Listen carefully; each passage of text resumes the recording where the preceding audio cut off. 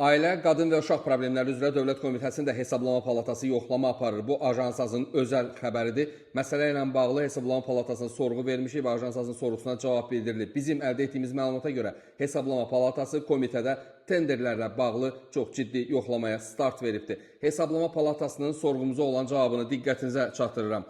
Ajansazın sorğusuna cavab olaraq bildiririk ki, Azərbaycan Respublikasının Hesablama Palatasının 6 dekabr 2024-cü il tarixli kollegiya qərarı ilə təsdiq edilmiş 2025-ci il üçün iş planına əsasən 2025-ci ilin 21 aprel tarixindən etibarən Azərbaycan Respublikasının Ailə, Qadın və Uşaq Problemləri üzrə Dövlət Komitəsinin 2024-cü il üzrə konsolide olunmuş maliyyə hesabatlarının auditi keçirilir və Hesablama Palatası haqqında Azərbaycan Respublikası qanununun 22-ci maddəsinə uyğun olaraq hazırda audit prosesi davam edir. Xatırlatmaq istəyirəm ki, fevral ayının 13-də biz Ajansaz olaraq Bahar Muradova rəhbərlik etdiyi komitə Ukrayna ticarət evi ilə 4 milyondan çox vəsait xərcləyəcək başlıqlı yazı ilə bağlı bir məlumat vermişdik. Bununla bağlı məlumatı siz əldə edə bilərsiniz. Ajansazın eyni dediyim tarixində məlumatı tapmaq olar və bundan əlavə qeyd edeyim ki, bizim verdiyimiz xəbərdə qeyd olunurdu ki, Ailə, Qadın və Uşaq Problemləri üzrə Dövlət Komitəsinin Ukrayna ticarət evi məhdud məsuliyyətli cəmiyyətlə birgə 1 milyon 853 min AZN-dən yuxarı